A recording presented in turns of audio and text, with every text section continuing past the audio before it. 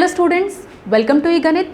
इस वीडियो में हम linear equation in two variables में क्रॉस मल्टीप्लिकेशन मेथड को यूज़ करने का एक सिंपल तरीका सीखेंगे। जैसे हमारे पास कोई भी पेयर ऑफ इक्वेशंस जब गिवन होती है लीनियर इक्वेशंस, तो उसको सॉल्व करने के लिए हमारे पास डिफरेंट मेथड्स है। Like we can use elimination method. For elimination method you may use substitution और you may use elimination method by equating the coefficients. Any of the two methods are fine. But cross multiplication method जो है, इस type के equations जैसे given है अभी board पर 15x + 60y equals to 1 and 24x + 48y equals to 1, इस type के इक्वेशंस में क्रॉस मल्टीप्लिकेशन मेथड काफ़ी हेल्पफुल होता है because you can see that the constant terms are 1 in both the equations and also we can not find any relationship between the coefficients of x and y in both the equations and the value of coefficients is also quite large. So in these types of questions we prefer cross multiplication method. But again बहुत सारे students कहते हैं कि इसमें आपको sign convention में coefficients put करना थोड़ा सा डिफिकल्ट होता है, आप याद नहीं रख पाते हैं कि कैसे आपको पुट करना है उसमें a1 a2 b1 b2 की वैल्यूज़ कि आपके आंसर्स हमेशा करेक्ट आएँ। तो जैसे कभी भी दो जनरल लीनियर इक्वेशंस गिवन होती है और मुझसे कोई x और y की वैल्यू पूछता है तो मुझे तो उसे बताने में ज़रा भी वक्त नहीं लगता। तो आप कैसे इतनी जल्दी और x और y की वैल्यू फाइंड आउट करेंगे, उसके लिए मैं आपको एक मेथड बता देती हूँ। जैसे ये इक्वेशन गिवन है, ठीक है, इसमें अगर x और y की वैल्यू बतानी हो तो x को मैं लिख सकती हूँ x is equal to,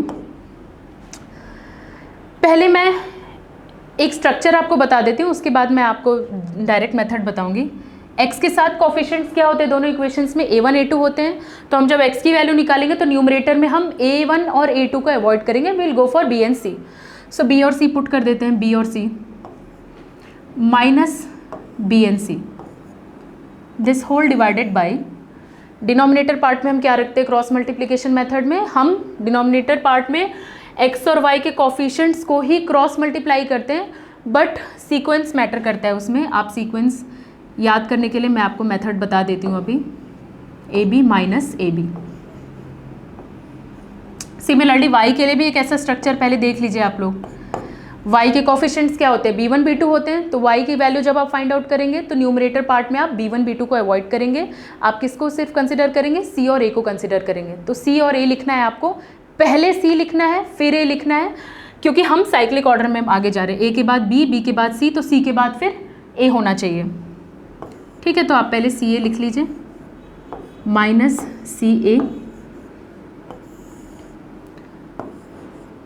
A B minus A B.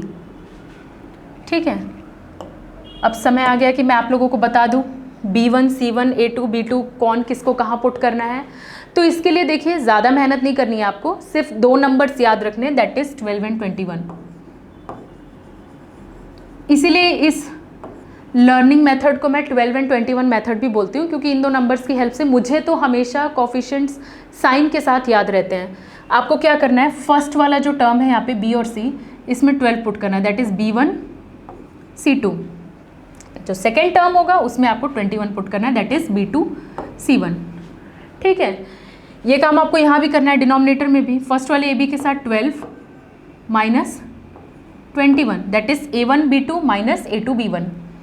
y में भी आपको एग्जैक्टली यही प्रोसेस रिपीट करना है। आप c1 a2 that is 12 minus 21 means c2 a1, फिर यहाँ पर भी 12 a1 b2 माइनस 21। इस फॉर्म में आप जैसे ही कोफिशिएंट्स की वैल्यू पुट करेंगे आपकी x और y की वैल्यू अपने आप आ जाएगी, मतलब बहुत ईजी हो जाएगा आपके लिए इसकी वैल्यू को कैलकुलेट करना। ठीक है, तो जैसे x और y के लिए मैंने ये फॉर्मेट लिख दिया है। अब हम क्या करते हैं, वैल्यूज़ पुट करके देखते हैं। इसमें वैल्यूज़ कैसे पुट करेंगे, यहाँ पर x की वैल्यू b1 तो सबको दिख ही रहा है 60 है यहाँ पर। ठीक है, c2 पुट करना है। नाउ c2 क्या 1 पुट कर दे, क्या यहाँ पर 1 नहीं पुट कर सकते ना आप लोग c2 में। ठीक है, उसका रीज़न क्या है कि हमने ये जो मेथड ढूंढा है ये किस लिए, कैसे हमने ढूंढा है, linear equation in two variables में स्टैंडर्ड फॉर्म को देखते हुए ये सारे मेथड डिराइव किए गए हैं। तो आप जब कोफिशिएंट्स पुट भी करेंगे तो भी स्टैंडर्ड फॉर्म को कंसिडर करते हुए पुट करेंगे। ये इक्वेशन स्टैंडर्ड फॉर्म में है क्या, नहीं है ये स्टैंडर्ड फॉर्म में, तो आपको क्या करना पड़ेगा, इसको स्टैंडर्ड फॉर्म में देखना आना चाहिए आपको। ठीक है, तो ज़्यादा कुछ नहीं करना है इसमें, स्टैंडर्ड फॉर्म में सिर्फ कांस्टेंट टर्म को ही आप LHS में ले आइए। तो ये हो जाएगा 24x plus 48y minus 1 is equal to 0। एक इक्वेशन के लिए स्टैंडर्ड फॉर्म मैंने लिख दिया है, दूसरे इक्वेशन के लिए स्टैंडर्ड फॉर्म आप लोग खुद लिख लीजिए, काफ़ी इजी है ये स्टैंडर्ड फॉर्म। अब स्टैंडर्ड फॉर्म के अकॉर्डिंग ही आप कंपेयर करके कोफिशिएंट्स को उनके साइन के अकॉर्डिंग इस फॉर्मूले में पुट करेंगे। देखो ये फॉर्मूला कोई बहुत नया फॉर्मूला नहीं है कि आपने कभी इसको पढ़ा नहीं होगा, ये simple, this is Cramer's rule only. मैं बस आपको इसको याद करने के लिए ट्रिक बता रही हूँ कि आप याद कैसे रखेंगे साइन के साथ, ठीक है। कोई इसमें गड़बड़ी नहीं करनी ना, 1 2 2 1 ऐसे पुट करेंगे तो आपका आंसर करेक्ट आएगा। तो आप x के लिए पुट करिए b1c2 minus b2c1 a1 b2 minus a2 b1, दोनों इक्वेशन से आपके पास सारी वैल्यूज़ आपके पास हैं। पुट करने के बाद आपको मिलेगा x 60 minus 1 minus 48 minus 1, 15 into 48 minus 24 into 60, ठीक है। सिमिलरली y में भी पुट करते हैं हम लोग, c1 यहाँ पे क्या, ये भी 1 लिखा है पर आपको -1 देखने आना चाहिए यहाँ पर स्टैंडर्ड फॉर्म के अकॉर्डिंग। जैसे सेकंड वाली इक्वेशन को मैंने लिखा था वैसे ही फर्स्ट इक्वेशन को भी आप स्टैंडर्ड फॉर्म में लिखिए, फिर आपको दिखेगा कि c1 भी -1 ही है।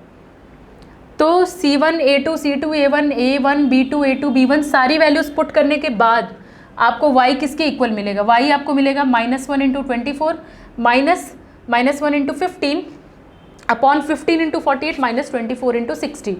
इसको सिंप्लीफाई करते हैं हम लोग, सिंप्लीफाई करने के बाद आपको x मिलेगा -60 प्लस 48 डिवाइडेड बाई 720 माइनस 1440 जो कि इक्वल होता है -12 बाई -720 के। सिमिलरली y की वैल्यू भी सिंप्लीफाई करने पर, इस एक्सप्रेशन को सिंप्लीफाई करने पे y भी आपको -9 बाई -720 मिलेगा। फर्दर सिंप्लीफाई करने पे आपको x की वैल्यू मिलेगी नेगेटिव नेगेटिव -1 कैंसिल हो जाएंगे यहाँ भी -1 कैंसिल, ठीक है। 12 6 72 0, तो x की वैल्यू आ रही है 1/60, ठीक है। y की वैल्यू आपकी क्या आ जाएगी, -1 कैंसिल हो गया है, ठीक है। 9 8 72 0, y की वैल्यू आ रही है हमारी 1/80। सो x और y की वैल्यूज़ हमारे पास हैं, यहाँ पे x is equal to 1/60 and y is equal to 1/80। तो लिटरली अगर देखा जाए तो आपने ये फॉर्मूला तो आपको याद हो जाएगा, ये बहुत डिफ़िकल्ट नहीं है। आप सीक्वेंस याद रखेंगे, आपको सिर्फ ये करेक्ट करना है, ये पुट करना है इस फॉर्मूले में करेक्टली, फिर सिंप्लीफिकेशन ही है ये, कोई मल्टीप्लिकेशन नहीं, कोई सब्स्टिट्यूशन नहीं। सिंपल तरीके से आप क्रॉस मल्टीप्लिकेशन यूज़ करके इस तरह के क्वेश्चन सॉल्व कर सकते हैं। सो आई होप ये वीडियो देखने के बाद अब किसी को भी क्रॉस मल्टीप्लिकेशन मेथड डिफ़िकल्ट नहीं लगेगा, आपको क्रैमर्स रूल याद हो गया होगा, कैसे हम लोग पुट करते हैं उसमें साइन के according coefficients. So for more videos like this, subscribe our channel and download our app eGanit. Thank you.